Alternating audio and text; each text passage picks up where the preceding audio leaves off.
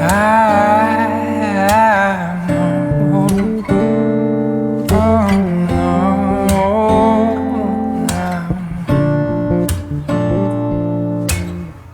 left to rise, buzz like crazy. Everybody's trying to steal my lady. Spiders in the mirror and feel this can't be right. Back to the scene of a Friday night, to a blessed collision still frozen tight. Spill drinkers Cupid and the sound of her first chime. And why did you argue? We're dreaming of those eyes. Hello friends, welcome back to another reading vlog. I just got back from the gym, my hair is super gross, and yeah, this is the look you're getting. It's Monday, it's the first day of the historical romance readathon, and I am here. I'm so excited for this readathon. This is my favorite readathon ever, and I just love it. I love it. I love the energy. Like, Instagram is a super fun place to be, and the host, Jess, Lacey, and Lisa are putting out a ton of like content videos about historical romance, and they have had, Jess had an interview with Erica Ridley, the author of The Duke Heist, today on Instagram. So it's just so fun, and this is a big mood that I'm in. Like last week I was super big mood historical romance reading, and that's where I'm still at today. So I have a very big TBR. Like, I made a TBR video, and I have already not stuck to it a little bit, because I was hoping to have finished the Ravenel series last week, but I didn't. I have this last book, Chasing Cassandra, and I just wanted to keep reading this series, so I picked this up for my first read today. It's so beautiful, huh? Look at this. I'm so sad they're not doing step backs anymore. I love them. Why would they do that to us? Like, this is so beautiful. So I am listening to the audiobook. I'm 80 pages in, and I'm loving it so much. Like, I feel like this is probably gonna be, I don't know, it's hard. It's hard for me to say that this is gonna be my new favorite, because honestly, Devil's Daughter is probably my favorite one so far. I just loved West and Phoebe. It was so great. So anyway, this book is about Cassandra, who we have seen in previous books. She is the Ravenel twin. She is Pandora's twin, who was the heroine that was in Devil in Spring. Cassandra is, in the beginning of this book, she's really sad because her twin has just gotten married, or it was at the wedding. I can't remember exactly, but she's really sad that Pandora is married. She's sort of feeling like Pandora never even wanted to get married. I'm the one who wanted to get married, and now not only is my twin gone, but I also am not married and I don't have any prospects. And so she's telling West this, who is her cousin, right? Yeah, cousin. Her cousin, because she suggests, hey, what if, like, they're talking about how some men are an acquired taste. Like, it's this really cute conversation. And Wes says, you know, like, some men are an acquired taste, like oysters and all this other stuff. And Cassandra's like, what if we don't marry after so long? What if we get married? What if you're my oyster? And West is like, what? So in, you know, overhearing their conversation, not in the same room with them, is Tom Severin, who is the hero, who we have seen in previous books. Specifically, he was at the end of Devil's Daughter, and he is just struck with Cassandra's beauty. Cassandra is a plus-size heroine, and she is very beautiful, and Tom is just like, this woman is beautiful, and she is curvy and delightful, and I just want her. So he overhears them talk about, well, what if we get married? And West is like, oh no. And Tom comes through and he's like, I'll be your oyster. I'll be your oyster if you need somebody to marry. Like, I will marry you because you're a beautiful woman. And it's just so funny and delightful, and I just am loving it so much. This is just a shot of serotonin. This is just a happy, delightful book. I love it. I love it dearly, and it's just a fun time. So there's also just a really sweet scene in here where Cassandra kind of walks in on Tom when he is doing like some plumbing repairs, and he's soldering a pipe, and so he's got like his cravat is gone, his shirt is opened at the neck, and he's got his shirt sleeves rolled up to his forearms, which, you know, it ain't a historical romance if it doesn't have like some forearm porn in it, you know. And Cassandra is like, wow, who's this beautiful man? And they have such a cute moment when Tom sort of like teaches her and has her help him fix whatever he's working on, and it's so adorable because like he calls her sharp because she put something together in her mind. And she's like, nobody's ever complimented me in my mind before. Nobody's ever called me sharp. And Tom's like, what do they usually compliment you on? And she's like, usually something about my looks. And he like takes a pause because he realizes that, yeah, that was exactly what attracted him in the first place. And then he says something that is beautifully romantic about how, you know, when I first met you, that's what I thought about you too. But since then, that is the least interesting thing about you. And she just like swoons, and I swooned, and it was beautiful. And I'm loving this so much, and I'm sad that the series is over, but happy that I'll be ready for Devil in Disguise when it comes out at the end of the month. So this is my current read. I don't know what prompts this is filling, but it's historical romance, and I'm just gonna go with it. So that is my audiobook. I'm also currently reading, I picked up the ARC. I got an ARC for Bombshell by Sarah Mclean. This comes out at the end of August. This is the first book in her new series, Hell's Bells, but it features characters that we met in previous books of hers. So Cecily and Caleb. Cecily is the heroine, and Caleb is the hero. We see them quite, kind of extensively in The Day of the Duchess, which is the last book in her, is it not Rules of Scoundrels, it's the, I can't remember what the name of that series is, but it's the one with A Scot in the Dark and The Day of the Duchess and that series. So they're prominent in that series, but especially in Day of the Duchess, so it's really, really exciting to read their story. I'm only about 11% into it right now, so I don't really have a ton to say about it, and I'm not going to be giving any spoilers, just going to be giving you my impressions of it. So far up to now, we're just really setting the plot, which seems to be, Kazi freaked out, which seems to be a little bit broader and more extensive than other typical historical romances. Like, it definitely seems to be a bigger plot than even her most recent series, The Bare Knuckle Bastards. So I'm really curious and very intrigued to see what is going into this. I know this is about just a bunch of women who are kind of not really scam artists, but there's some sort of criminal aspect to these women, which I'm not entirely sure what it is, but it's exciting, and I have high hopes and also a lot of fear because I hope I love this book so badly. But also, I'm going to be reading the Grace Calloway book, which is the group book. I think it is The Masked Duke. I can't remember the title of this one, but I haven't started that yet, but I do want to physically read that. I'm going to try and finish the Sarah Mclean one first. So those are my reading updates, and I'm not sure how much life updates I'm going to have in this vlog. It may just be book updates. We'll see as the week goes on, but I'm excited. I'm having good reading time so far, and I'll check in with y'all when I have more to say. Kazi, hello. Say hi. My big nose. Oh, I'm wearing my Hello Lovely Box shirt that says my dog, my book. Wait, right? My dog, my book, my snack, my TBR stack. Isn't that such a cute shirt? I love it. And it's so soft and comfy.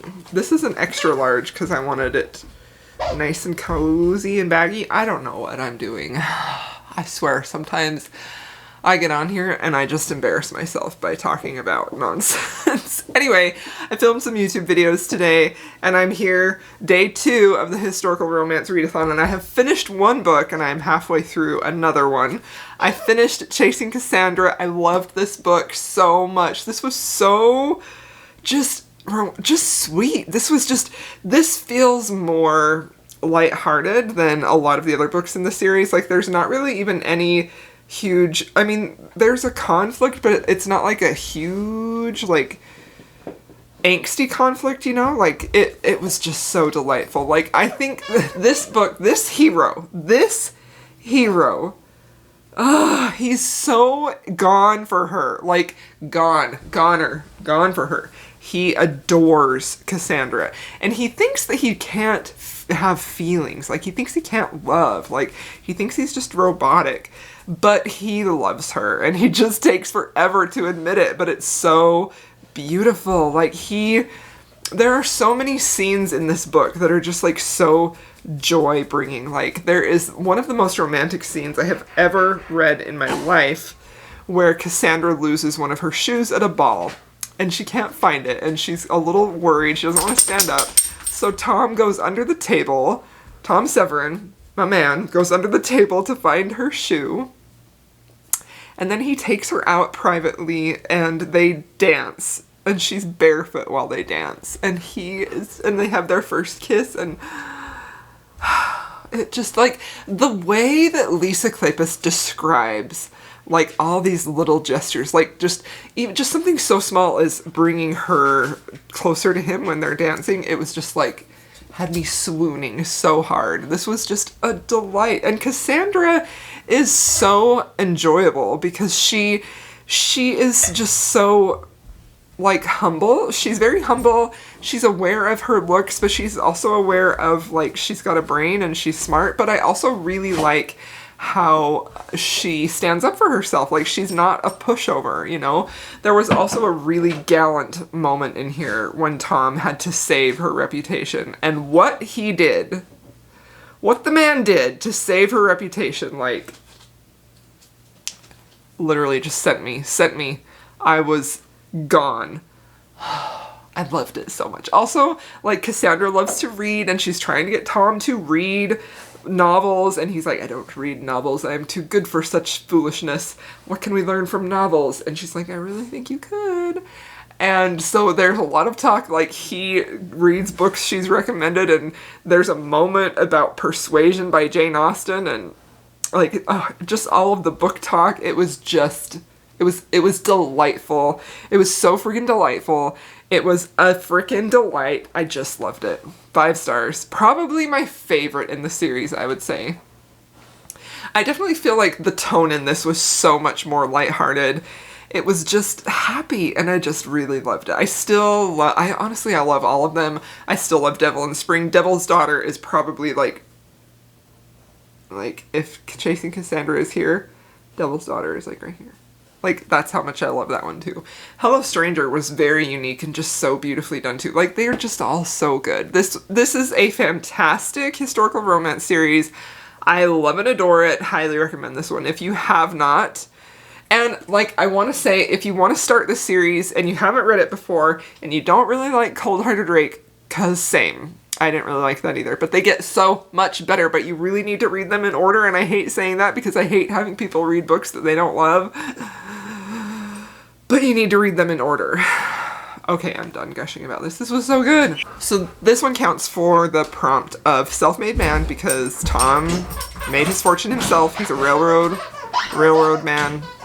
Just one of my, he's now one of my favorite heroes. He's one of my favorite Lisa Kleypas heroes. I don't know that I love him as much as I love Derek Craven, but he was, I know, because Derek Craven and the glasses, the way he carried her glasses in his pocket, I don't know, but he's a good hero. Self-made man, one person on the cover in a series. So 3 prompts for this one. So I did pick up the group book by the Grace Calloway book, Olivia and the Masked Duke. Read like 5% of it before I fell asleep last night. And I'm very intrigued with that one. Very intrigued with that one because it opens and the heroine is 12 and she's in like this mortal peril moment. And the hero, who is the Duke, comes and rescues her and saves her life. And he is an adult. Nothing happens between them, but they do have that interaction. And then the next chapter, it begins and it says at the beginning that Olivia is 19 and the Duke is 31. So there's like a gigantic age gap there. So I'm intrigued with that one. Very intrigued with that one. The writing style was great. I am looking forward to picking that up again tonight. And then the audiobook I picked up after I finished Chasing Cassandra is The Earl I Ruined by Scarlett Peckham. This has a very... I feel like Scarlett Peckham's books have a very, like, darkly cinematic feel. That's how I would describe it. Like, it almost feels a little bit like... it doesn't feel that dark at all, but it sort of has the vibe... like in my head, a visual aspect of like a Peaky Blinders type of that's how it's playing in my mind, like that type of aesthetic, or maybe even like the Sherlock movie with Iron Man, that guy, Robert Downey Jr. Sort of that look, like a little bit gritty, a little bit darker in tone. And so this one is the Duke's sister from the first book, and she has taken it upon herself to run this gossip rag, and she basically, like, she sees it as her mission to bring out all these secrets of these men that these young women are looking to marry, that they keep closeted and hidden, that the women won't know unless they marry them. Like, sort of very debauched secrets that aren't proper for young ladies to know. And I feel like that's pretty interesting. But what she does is she ends up finding out the secret about the Earl, Apthorpe, who she actually is friends with. They've been friends since childhood, and she had a little bit of a crush on him when he was little, when they were both little. She finds out a secret about him that he frequents, well, I won't spoil it for you. She finds out a secret about him, which is very scandalous, which I want to spoil it for you, but I won't. And she puts it in the gossip rag to let the girl who he is looking to marry know that, look, your fella is into some weird stuff. Maybe you don't want to marry him, you know? But instead of it just going to that girl, it goes public, and it basically ruins the Earl. So in order to save his reputation, she offers to marry him, which is a very fun and interesting twist, like something that I have never read that before. So it's really interesting. The hero in this, Apthorpe, he is very, like, broody. He's a very broody hero. He's obviously a tortured soul. Like, we don't know exactly at this point why or what is torturing him, really. But another thing which I failed to mention is that he has secretly pined for the heroine Constance. He's secretly been pining for her for years. So when he finds out that she's the one who spread his secret, he is devastated because he had feelings for her and he feels just so hurt and betrayed. Like, the level of sort of, like, emotional hurt that I'm feeling in this is like, whenever something like that happens, like, it just, like, gets me. But I'm really interested in it. I am liking it a lot so far, so it's a good one. This is our Rake Appreciation Society book for July. We actually are having our live show next Thursday, so that's fun. Anyway, I'm going to end this clip because I've talked and talked and talked. I'll be back tomorrow with another update, probably have finished this one, and I'll let you know more of my thoughts then. Hello, my friends. Welcome back to day 3 of the Historical Romance Readathon. Kazi, can you come say hi to the people? Thank you. Say hi. Oh, I think he said hi yesterday. That is my soda. Look right here. Right here. Daddy's such a pretty boy, huh?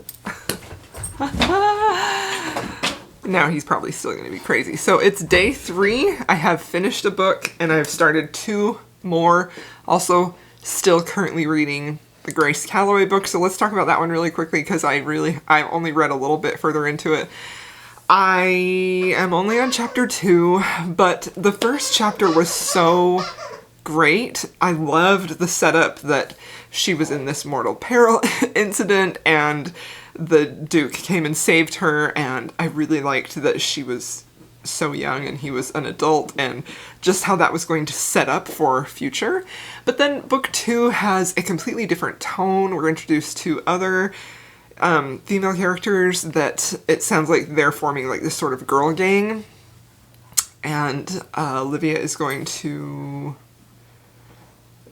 convince the Duke that she loves him. So I don't know how I feel about that. I do still want to finish reading it because it will fill a lot of prompts, but I'm a lot less excited about it now than I was in the first chapter. So I finished The Earl I Ruined by Scarlett Peckham. This book was beautifully written. I feel like Scarlett Peckham does such a good job of setting a very darker tone and something that is going to be very dramatic, something that's going to really have a lot of emotion and maybe some emotions that are kind of unsettling. Like, I feel like she sets that up really well. Like, she deals with a lot of guilt and shame type of feelings, and I like that. I ultimately was a little bit disappointed with this book. This is my least favorite Scarlett Peckham book that I have read so far. It was beautifully written. I felt like this plot was very intriguing. I felt like it hit all the right story beats, but it was just lacking for me in a lot of those areas. So I did give this 4 out of 5 stars. This is going to be on our live discussion next week on my channel. So I read that, slightly disappointed with that.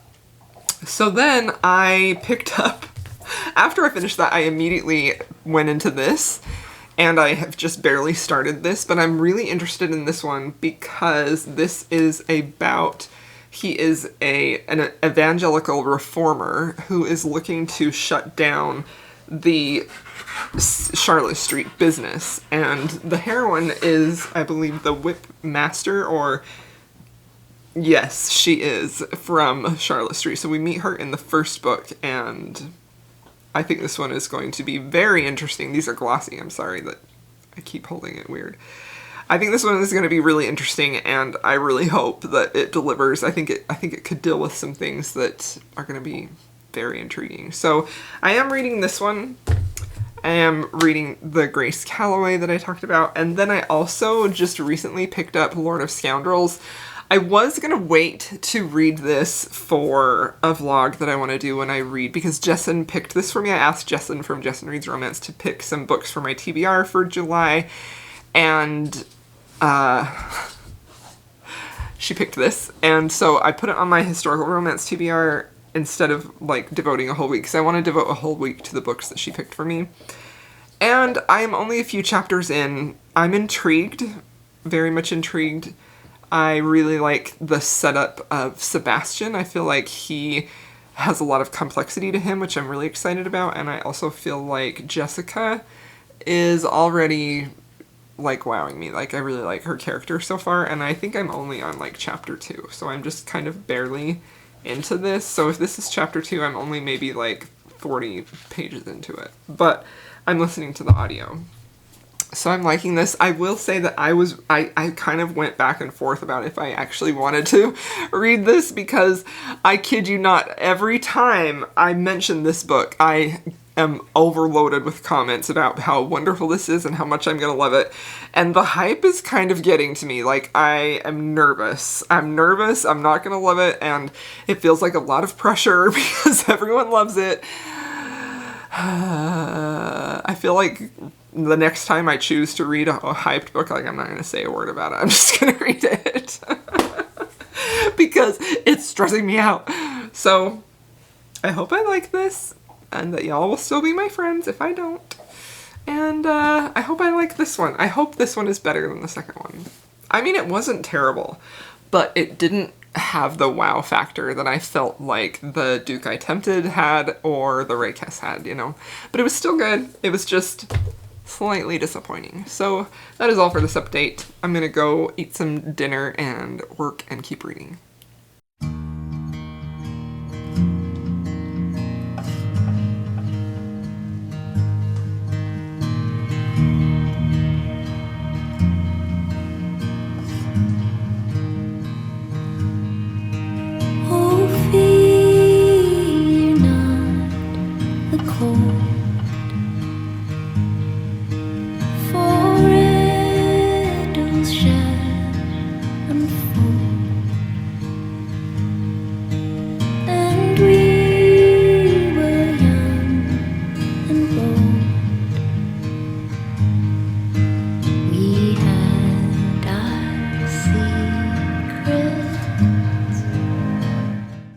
Hello my friends, welcome back for another reading update.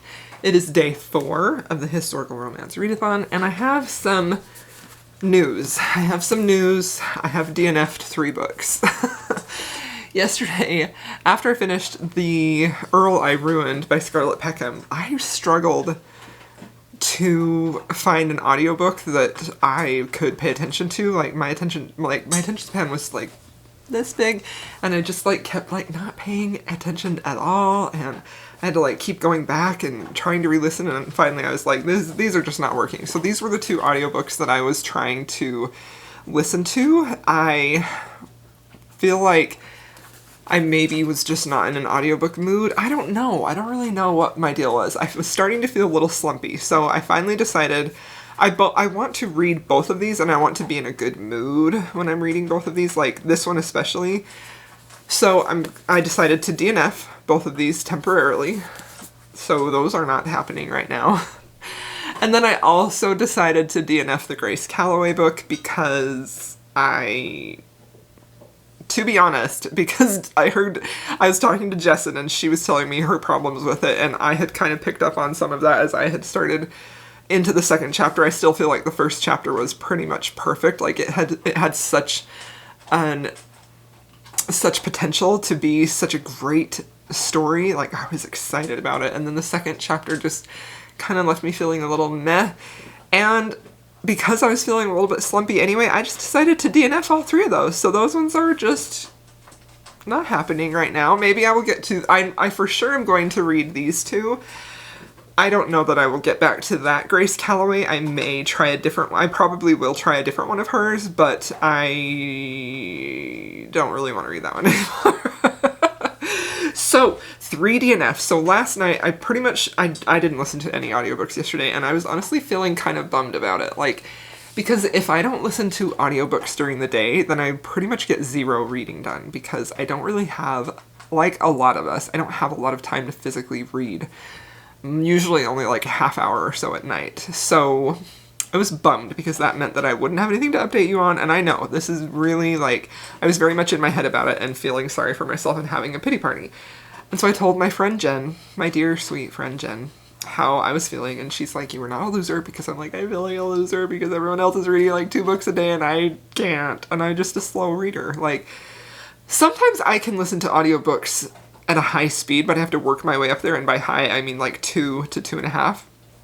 But that's not usually, unless the narrator is exceptionally a slow talker, that's not usually where I enjoy listening to an audiobook. I feel like my enjoyment at listening to an audiobook is around 1.75 or 1.8. Like that's where I am happiest, you know? But I don't know. I feel like, especially if you are active in the online book community, there is this pressure that you feel like you've got to be reading all the time, especially because there are a lot of people who read very, very quickly. And sometimes I can, and then other times my brain is just like, no, I'm not paying attention, and no. And also, I just don't enjoy the reading experience if I'm rushing. I really hate to rush through books, especially books that I'm excited about. Anyway, this is heading in a very philosophical vein. My point is, I felt a lot better after I talked to Jen. She talked me up a lot, and I felt comfortable telling her because she is like my sweetest best friend, my little sister. I call her my book little sister. But also because she reads so quickly and she reads so many books that I felt like she would maybe be understanding, and she was. Anyway, so last night I did read more of Bombshell by Sarah Mclean. I'm now about 25% of the way into it, and I feel like things are finally starting to happen. I feel like this book had a lot of setup in the beginning. It had a ton of world building, for lack of a better word. I feel like there is a lot of world building that Sarah Mclean is doing in this book to set up what is happening with the Hell's Bells, and that's interesting, but also not. Again, it could just be my brain, my problem. But I'm finally at a point where things are happening and I am excited, and there has been a few very romantic moments between Cecily and Caleb, so I'm liking this a lot so far. But it did take me a long time before it was like, okay, I want to read that book instead of that book feels like work. You know what I mean? And that's fine. Sometimes that's not necessarily a bad thing. It's just that I definitely have to be in the right mood for a book that feels like work, you know? Because I work a lot anyway, and reading is supposed to be fun and enjoyable for me, and if a book feels like work, I don't want to pick it up. So, that's what I physically read last night. And then this morning, I really wanted to find another audiobook that would fill some of the prompts, or that was on my TBR, and so I kind of had forgotten what I put on my TBR, and then I remembered. I had this audiobook by Miss Bev, and this is the second book in her Old West series. So I picked up this audiobook and instantly was just like, felt so comforted, because this narrator does a lot of Beverly's books. I don't know if she doesn't do all of them, but she does do a lot of them. And it just was Beverly Jenkins' books. Like, she is such a gift at telling such a graceful, beautiful, slowly evolving story that often blends really well daily life with dramatic things that are happening in the environment at that time. And I think that she has a really great, sweet, old-fashioned way of building her romances that I just adore. So I got into this right away. I was hooked in right away. I am now on chapter 6 reading this, and I'm just loving it. I loved the first book in this series. The first book was Forbidden. I read it last August for, like, my first vlog ever for my channel. That book was about Eddie and Ryan, and this book follows Eddie's sister's children. So Eddie's sister was a prostitute, and her children sort of lived with her. She had 2 daughters. Eddie's sister lived with her while she was working like that, and it was just not a great environment at all. And so she kind of ended up coming out to visit Eddie and then just dropped her children off. So Eddie ended up raising her nieces, and it's just a beautiful story. So this book follows one of those nieces, and her name is Portia. And she is now managing one of the... So she's all grown up now, and Eddie and Ryan are now, like, older, which is adorable, seeing them happy and still in love. So she's managing one of the hotels that her family owns, like a really successful hotel. And the hero in this his name is Kent, and he knew Portia when she was really young. I'm not entirely sure. I'm trying to think back to Forbidden. This is why it's so beneficial to just marathon series, because I've forgotten details. But he knew Portia when she was a young girl, and he had a nickname for her that was the Duchess, which I thought was also adorable. So now he has finally come back. He's looking to, like, he's very experienced with horses. He's looking to start his own operation out there, and he ends up working for... He's gonna get his bones off there and make a bunch of noise. Ends up working for not Eddie and Ryan, for, like, this homestead operation. With, like, training horses and... Can you not? Training horses and cattle and being just, like, a cowboy, you know? Like a like the boss at the ranch. I don't know, man. Like, I'm just gonna stop. But... it's just so good. Like, I just love this world so much. And, like, Portia, like, the thing that's really interesting about their relationship is that Portia is very much like, I'm not going to marry, I don't want a man in my life because I saw what happened to my mother with men, and I don't want any part of that. So when Kent comes into the family, like, there's this moment when Portia sees him, and she is so attracted to him that she is, like, sort of bowled over, and she's like, what are these feelings? I have never experienced this before for any men. Men are not welcome in my life. And so she... Oh, it's so adorable because she asks Kent to kiss her, and he's like, I don't know if you really want me to, because that might open up something that you're not ready for. And she's like, or what I think is going to happen is it's going to allow me to deal with these feelings in a way that is better. And it's so fun. So I'm really enjoying this, loving it. I love Beverly Jenkins. This one is fantastic. And also, look at this cover. How gorgeous. So when I finish this one will count for Not in Europe, clinch cover, and something else that I can't remember. It seemed like this one would check off 3. I don't remember what the other one is. Anyway, I'm happy. I'm happily reading today. The last 24 hours since I updated you, I wasn't happy, but I'm happy now. So I'm gonna go read this book and the Sarah Mclean book and update you tomorrow. Good morning, my friends. It is Saturday, so only 2 days left of the readathon, and I'm sad. I don't really want it to be over. I did have a day where I felt like I was starting to get pretty slumpy, and I didn't love that, but once I picked up this book, it fixed it for me. It just took me a while to read.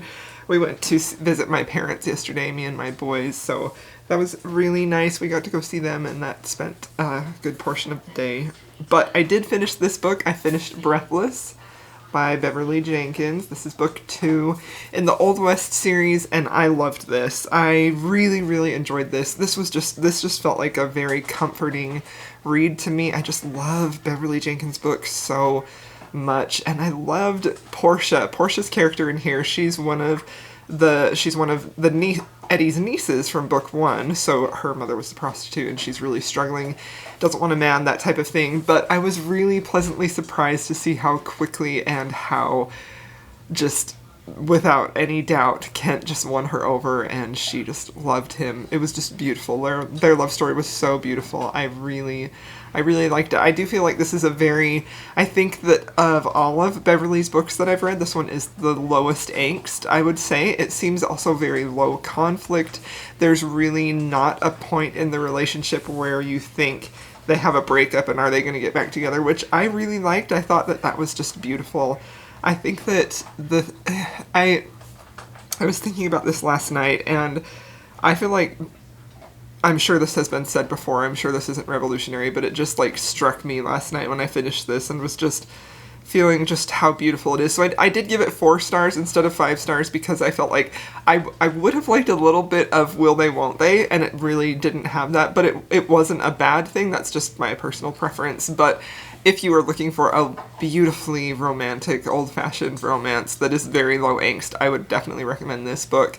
And I do think you could read this as a standalone, although I think the first one is definitely higher angst, and it's my favorite in the series so far, but this was beautiful. But I feel like Beverly Jenkins she's really doing such important work. I love how she is taking, like, she's telling these stories of Black love that have so much hope and so much happiness, and they have such, like, Portia and Kent, they have such a happy, beautiful life that even though at the time they're dealing with some big atrocities and some injustices for Black people, and slavery is over essentially, but it's definitely not gone at this point in this book.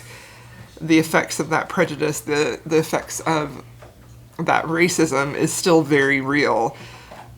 But I feel like Beverly is doing a really wonderful thing to allow her readers, to allow Black women a place to see themselves have a happily ever after during that time, and to have so much to hope for, and so to see that they could have such happy lives even though the world was very much against them at the time.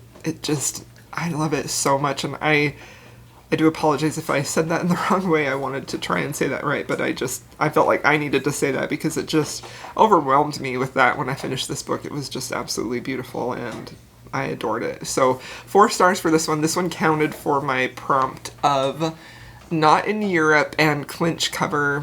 I think this is just one of the most beautiful covers I've ever seen. I love it so much. So I finished that one, and I want to pick up the last one right away because that is the other sister, Portia's other sister, and when this book ends off, she is on her way to go be a mail-order bride, so I'm very excited about that one. The next one is Tempest.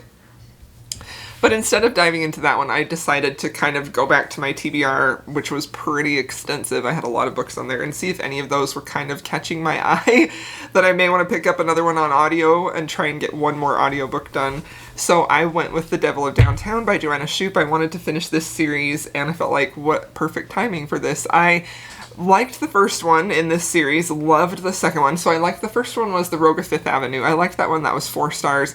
Wasn't perfect for me. I had a little bit of a problem with the conflict with the couple in there. The second book was The Prince of Broadway, which I gave 5 stars. It was one of my favorite books last year. It was fantastic. I love that book so freaking much. So because I loved The Prince of Broadway so much, I have kind of been putting off reading this one because I don't know how it can compare to Florence and the hero in there, which I cannot even remember his name. I just remember Florence. But I picked this one up, and this is the last Green sister, and so it is Justine, and she is by far commonly known as the plainest sister. She's not necessarily a big beauty like Florence or Mamie, and she is very much like a do-gooder type of woman. She runs a society for women who are, basically their husbands have either run out on them or they've become deadbeat dads. They've abandoned them, basically. So she's taking it upon herself to, like, she does a lot of charity work, but her big focus is, in the opening scene of this book, is to find this man who has abandoned this woman and their 6 children and to get him to pay her, basically child support. So she has sought legal advice and nobody is willing to help her. So the only man that she knows who could help her is, I forgot his name, Jack Mulligan. Jack Mulligan we saw in the second book. He is basically the kingpin of crime. He tells her that he is the villain here. But he is known for never harming women. And so because of that personality trait that he's sort of known for, Justine decides to go and approach him and ask him for help to get this deadbeat dad to start paying for their 6 children when he just abandoned her. So that's where the book starts out. And he is very intrigued with her because he is really like this extremely attractive man. Like, he's just a beautiful man, and she's the plain one in the relationship. And when he meets her, he is not necessarily struck with her beauty, and that's sort of something that he keeps reflecting on, like, why can I not stop thinking about her? And then it's all of the qualities that she had when she was in the room with him, like how firm in her convictions she was, how fearless she was, how just like all of the inner qualities that she had, like he is so struck with those that he can't stop thinking about her. And so he goes to seek her out later. So this book is great. I'm really enjoying it so far. I'm only about an hour and a half into the audiobook, but I will definitely finish this. And this vlog is going to be super long because I think every clip I've done this week has been 10 minutes. So we're going to end there. Really enjoying this so far. I'll give one last update with my thoughts on this and Bombshell. I'm going to finish that one for sure. I'm about 50% into that, and I will give you my final thoughts on that when I'm done. So it's been a great readathon. I've really enjoyed it. Hope you've enjoyed coming along with me. Hello, my friends. This is it. This is the final clip in this vlog. The historical romance readathon is over. It's like 2 o'clock, and I'm just calling this vlog done because I don't think I can finish my last book in time, and also this vlog is probably going to be really, really, really long. So I did not finish Bombshell by Sarah Mclean. I haven't really gotten much further than when I last updated you on it. I don't really even know how much I want to talk about that in this vlog. I will either include that in next week's vlog, or I will do a separate video review probably. Those are my plans that I'm thinking, because I don't know. I may even hold off on that because I have some thoughts, but I also don't want to be spoilery, so I don't know. Anyway, I did not finish that book. I did, however, finish these 4 books, so let's talk about the book I just recently finished. It is The Devil of Downtown by Joanna Shoop. This is the last book in her Uptown Girls trilogy. This is her Gilded Age historical romance. This is probably the one that she is most well known for and well loved, this series. I have really enjoyed it. I really, honestly, So I did summarize what this book was about, and I am going to basically give you my rating, tell you what I liked about it, and then I'm going to talk spoilers for just a minute. So I decided to end up rating this book 4 stars, 4 out of 5 stars. I did really enjoy it. I feel like Joanna Shoop's writing is always very easy for me to get into. I really love the world she builds. I really am intrigued with her characters. I think that she has a knack for creating really interesting and different, unique characters for a historical romance, although I do feel like she does tend to fall into the same sorts of tropes over and over again, or I guess character profiles that some of her characters will fit into. And I think that kind of happened a little bit here, but it was also a little bit refreshingly unique. I'll tell you one thing, I loved this hero. I loved Jack Mulligan. He's probably my favorite Joanna Shoop hero, and that's saying a lot because I really loved Clay from The Prince of Broadway. But he was I just loved everything about him. I loved his whole setup. But the thing that just really completely just sent me was how completely undone he was for Justine. Like, he was out of his mind in love with her and was really willing to risk everything for her, you know? Like, he, you know, like that meme that goes around that says, like, the villain will watch the world burn to save the person they love. That's who he is. That is exactly who he is. Justine, on the other hand, is willing to watch her loved one burn to save the world. You know, like, not quite that dramatic, but I had some issues with her, honestly. I really liked parts of her character. I felt like she was a little bit brutally naive in some ways, but the third act breakup just, honestly, I'm still kind of upset about it. So the hero was fantastic in here. I loved him. When you talk about a hero who's gone for the heroine, that is Jack Mulligan. Like, he was completely gone for her, and it was a beautiful thing to see. Now we're going to go into spoilers, and I'm going to tell you why I was upset. So, the third act conflict happens when Jack Mulligan talks to the police chief to get Justine hired. She wants to work as a detective or a police officer, but she wants to work on the cases that involve women and children and crimes against them, usually with the men in their life. And so Jack takes it upon himself to talk to the police chief and secures a job for her. And that is when she sort of has this moment of pious dedication to her cause and what's right and wrong, and she breaks up with Jack. So, in a moment of where she's just really, it's like when he secured that job for her, like in her mind she's running through all the scenarios of, oh, well, he blackmailed them or he threatened them or something, and she like has this moral awakening moment where she realizes that she cannot have a relationship with him because she is such a do-gooder. Like her whole vibe is that she is working for the greater good, and I like that about her. I really do. But I don't like it that her moral fiber was more overwhelming than her love for Jack. Like I felt like she was, I don't know, I didn't like the whole idea that she left him. She broke up with him because he was a criminal, which sounds weird. Like he is the kingpin. He is the crime lord. He is like the head criminal guy, He's done a lot of terrible things.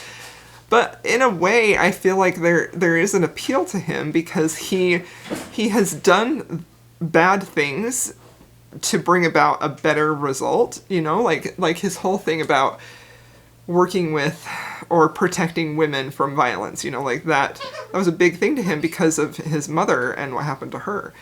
And so I felt like there was this sort of like a tilted crown aspect to him where he was not good, but he wasn't wholly bad either. And so it just really, like the breakup scene when she left him, when she says, I can't be with you because I will be brought down to your level, basically, I was just like, how dare you? Like, I could not believe it. I was literally like, my heart like broke.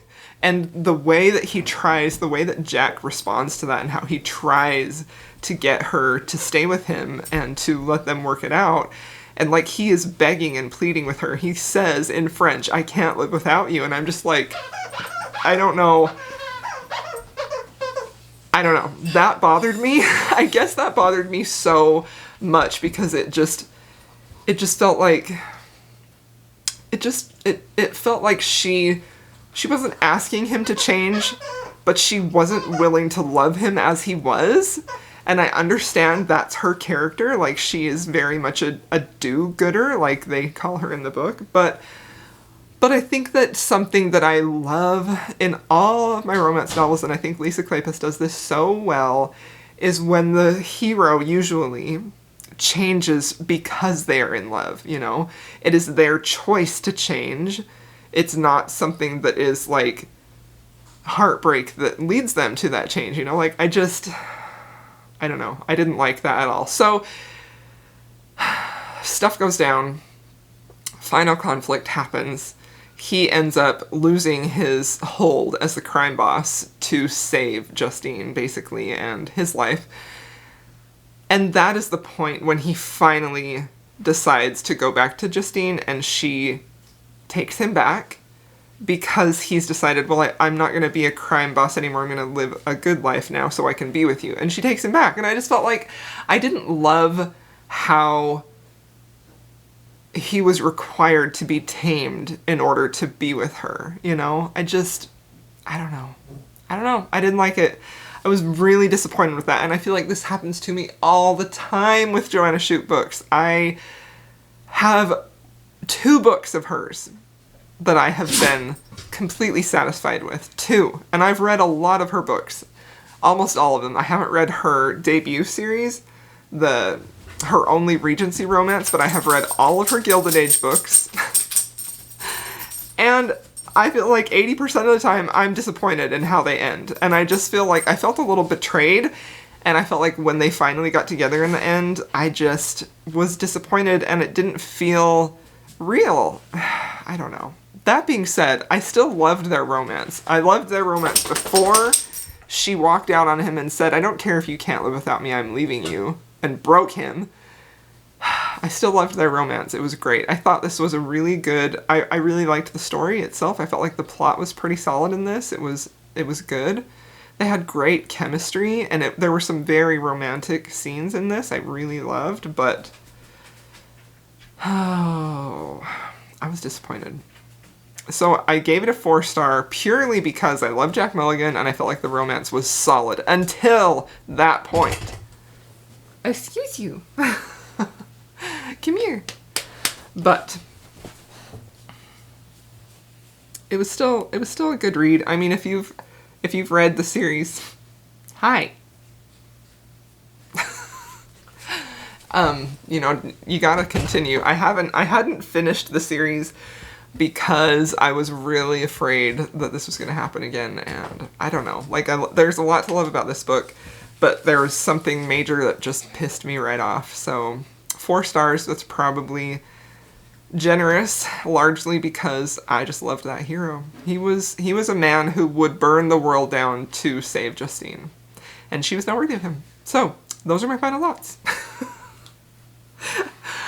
Okay, let's wrap up everything that I read. So I counted this for the prompt of Spinster. Well, no, not Spinster. Wallflower, because she's very plain, kind of a wallflower, not the one who's picked out all the time. And class difference, because she's an uptown girl and he is a crime lord. So I did get a bingo, but I didn't get a blackout. So let's quickly talk about what I read this week, in case you have forgotten. Chasing Cassandra was my favorite book by far. 5 stars. Loved this book. It was fantastic. It was so happy. It was delightful. Tom Severin. Oh, I loved it so much. And then I read The Earl I Ruined by Scarlett Peckham, which I was conflicted about, and I will be talking more about this in our live show. I gave this 4 stars. And then I read Breathless by Beverly Jenkins, which was just a breath of fresh air. It was delightful. It was lovely. It was sweet. It was a 4-star read, a solid 4-star read.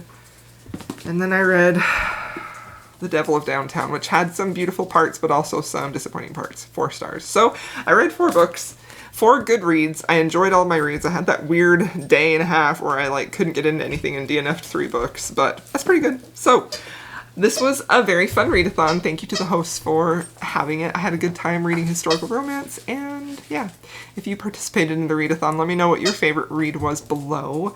And if you would just like to leave me an emoji, feel free to leave me a sun. Thanks so much for watching. I'll see y'all in my next video.